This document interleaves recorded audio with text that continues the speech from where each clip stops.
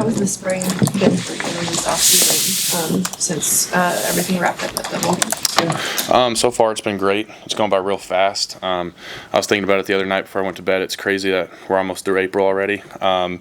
But as of spring, practice 11 was done today. I think we've been getting after it as a team, as a defense, and then as a defensive line. The energy's been great. The play has been there. The physicality has been there. So it's been real fun just to be back out on the field. New group of guys, a lot of new faces, a lot of old faces coming back. So just learning how we're going to play together this year and gel both sides of the ball as a team has been great. And then the 8 weeks of winter, again, they went by real fast, but they're real fun. I think we learned how to come together as a team. We had some adversities in the things we were doing here, the workouts, different stuff like that, but it was a lot of fun, a lot of hard work, and so you're starting to see it pay off. You lost 3 starters up front, so you hear it a lot, like the D line's a question mark. Is that a motivator? What do you think? What goes through your mind when you hear that? In our room, we don't really focus on the outside noise. People can say what they want about us. They can doubt us. They can praise us, but we're not going to let it affect what we do. We lost 3 starters. We lost 3 guys who produced a lot, but at the end of the day, every team loses people, I think. No one, as much as I love them, no one's irreplaceable. Everyone's different in their own ways, and we have a great group coming back this year. People are stepping up to be leaders. You got new guys who are coming along great, just learning how to play together and gel together. It's a different room, but I'm loving where we're at. I'm very confident in us. We have depth, we have talent, and we have energy. It's fun. So, yeah, it's weird the first few days out there when we don't have those guys, Ty, Nash, Jamari, that, for me, they're all I know. They've been here for 2 years with me. So it was a little weird at first, but then once you get through winter without them, you see people stepping up, taking into their new role, and then you get to spring, and it's like, you just got to go out there and play with the guys that are here. You don't think about last year, you think about what's now and what's moving forward and kind of focus on you. And back to the question, the voice outside, people, like I said, people can doubt us, but we know what we got inside our defensive line room, and we're going to worry about what we do and keep it at that. Hey, how hard was it to stay in that 4-game red shirt last year? Because obviously you could have helped the defense all year, and you had to kind of sit back and play those 4 games strategically over the course of the season. Yeah, it was tough at first. I'm not going to lie. You go through all winter and all spring and summer, putting in a lot of work. And, mentally I was very confident where I was at, thinking I was going to play a lot. And then, you get redshirted a couple weeks in, and it was hard. Someone said it to me the other day, but it was like, football is what I do. It's not who I am. And I had to realize that real quick. And so my mindset went from what can I do on Saturdays to how can I help the team. And whatever role that was, whether it was morning lifts, being on the scout team, giving looks, helping the offense, or not even that, just, helping the guys that we're going to play that week, learn the defense, know what's going on, watch tape against whoever we were playing, and just be ready. And then, keep the guys, on home games at least when I was on the sideline, keep the guys in the game. Bad play happens, what's next? We got to go out there. So it was rough, but at the end of the day, I think personally it allowed me to take a lot of pressure off myself and really develop as a player. I got to go out there. I kind of looked at it as, I got 3 days a week to go out there and just play football. I was on the scout team. I could pin my ears back and just go. I could work on my craft and give a good look. And so that's what I tried to do. And I think it took a lot of pressure off my shoulders and allowed me to take big strides as a player. And then, you just trust the process. I trust Coach Rule. I trust that God put me in that situation to, maybe sit the bench for a year or two. I still got my 4 games, but just keep my head down, work, and then when the time comes, be ready to go. Were there things that you were able to do in those periods where you weren't playing, like in the weeks where you knew you weren't going to play, like with your training or nutrition, whatever it might be, away from the field that also helped your development?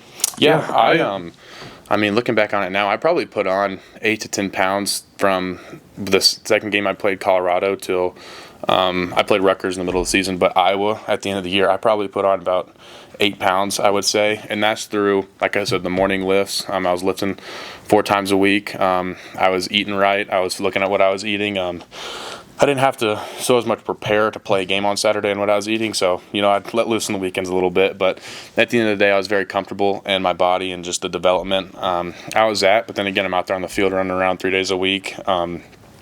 Getting in to go get extra work. I'm watching film. I'm watching my scout film. I'm watching the defensive film, the game plan. A lot of tape, a lot of conversation with coaches. But yeah, so it was fun. For someone unfamiliar with Coach Braden, how would you describe his approach overall, field, off field, everything? Something he tells us all the time: energy is contagious. There hasn't been a day where he's coming there down. He comes in there, he lights up the room, he puts a smile on your face, and then he gets you ready to go. Whether that's we're in the film room and it's a meeting, or we're out on the field, the switch is on, and we're going to work. We're going to get better at what we do. He's very, very detailed.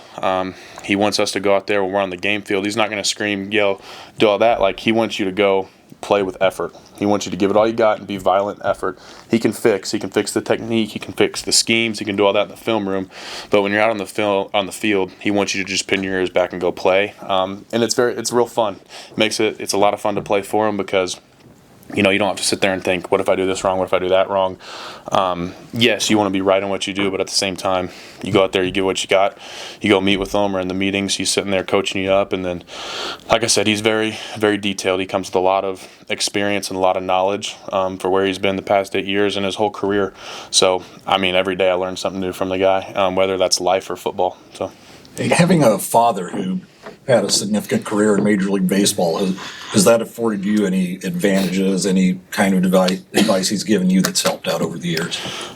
Yes and no. Of course, yes. I didn't mean to say no, but yeah, he's helped me a lot. Like I said, whether it was my freshman year getting thrown into the fire from the start, or whether that was getting redshirted last year, trusting the process and what's going to happen. And not even just my dad, but my mom. She was there through his whole career. She saw what he went through and the things he struggled with. The mental battle of wanting to be perfect all the time, and the stress that puts on yourself. That's something I do a lot. And so just conversations with both of them, teaching me to, trust in the player I am and the years and years of work I've put in and what I'm doing now, that when I get out on that field I can just go play, be confident in who I am. But yeah, I call him as much as I can, talk to him a lot, and it's nice because he always has confidence in me. Him and my mom both have, they always have. And so just, whenever I'm, maybe I have a bad day or something, I go talk to him and he's like, it's going to happen. You're at at the highest level. You can have a bad day, but it's how you go attack the next one. So Keona Davis is another guy that Coach Rule's talked about waiting in the wings a long time. As a guy that played as a freshman like you did, how has your relationship of you two grown over the last year and now in a spot where you guys are going to be, up front together on that line? Me and Keona, we get along great. I love that guy. He, it's funny you say that. He's kind of in the spot I was in my freshman year. Played a little bit, got thrown in the fire, and then his sophomore year is going to be big for him. He's coming along great. He's real fun to play with because he's out there and he can do a lot. We can kind of both play all across the line, but whether it's me and him sitting in the film room together and he's asking me questions, picking my brain, I'm picking his brain, seeing what he sees. He's asking me where he can get better, and then I'm asking him where I can get better. It's just a back and forth relationship, and that's how it is with a lot of the guys in the room, or everyone in the room. That's how it is. But as far as Keona, man, he's coming along great. He's fun to be around. He has energy. I can sit here and list off a bunch of great things about him because he goes out there and he plays hard, and that's what you want in a guy. That's what you want in someone next to you, because I can go out there and trust him, and I hope he can trust me too.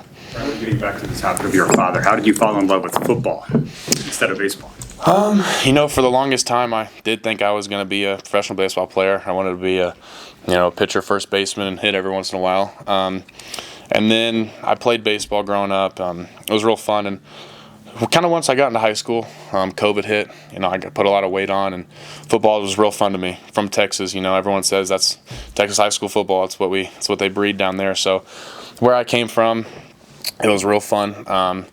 We had a great baseball team too, but like I said, I got a lot bigger physically, and there was times I'd be at baseball practice catching myself thinking dang, I wish I was with the guys in the indoor training right now, doing bags, working on my craft, because I wanted to be good at football. I wanted to go out there and play, and there's just something about it, going out there. You can shut out everything else in your life and just kind of go be violent, go have a lot of fun and go let everything out. That's how I fell in love. And, like I said, even a dad that played professional baseball, he supported me the whole way. He was never going to force me to play baseball. He wanted me to play multiple sports growing up because he believed it would better me. He doesn't believe in, a one-sport guy. But then he always said there was a time where you're going to have to choose one and stick with it if that's what you want to do. And I chose football. And he always said he knew I was going to be a football player. He could tell that my heart was in it more. I always denied it until I finally ended up quitting baseball. But, yeah, he always supported me. Were you pretty good in baseball? I didn't throw as hard as my dad did, not even close. But every once in a while I had a good outing, and then I always think I was a really good first baseman. You know, I could get the splits out there a few times. I was pretty flexible. I could pick a lot of balls, and then at the plate, I was a home run strikeout kind of guy. I was hitting that thing to the fence, or it was a pop fly to the pitcher, or a ground out. It was one or the other. I was swinging out of my shoes. So yeah. I was just going to ask you too, Riley, just what's the spring transition been like for you? You go from a red shirt to where you are now, all the starters are gone. Like, how have you maybe taken steps to be a leader, or what's that transition been? Yeah, it's been a lot of fun. I think it dates back to winter workouts when we first got back. Realizing that I'm in a position where I'm going to have to step forward, and I want to be a leader. I want to be one of those guys that the team can count on as a person and as a player. That when the lights are the brightest, I can go out there and I can make a play. I can put the guys on my back, but I don't say that selfishly. I mean, I want the whole team around me. I want to help them too, and doing what I can do, whether that's helping a young guy, learn, adjust to the college life, whether he's a transfer or an early enrollee or something like that. Just kind of seeing the role, like the spot I'm in, to step into a leadership role. It was tricky at first, but I think the more and more I do it, the more comfortable I get. And I have support from the guys, so that means a lot. They do trust me. They look at me in that light. And so just learning each and every day to go out there and, trust in myself. Don't doubt myself. I think that would be the biggest thing is, I put all the work in. I can go out here. I can be a leader as a person, as a player, and just going out there giving it my all for those guys around me. Everything. Thank you all. Have a good day.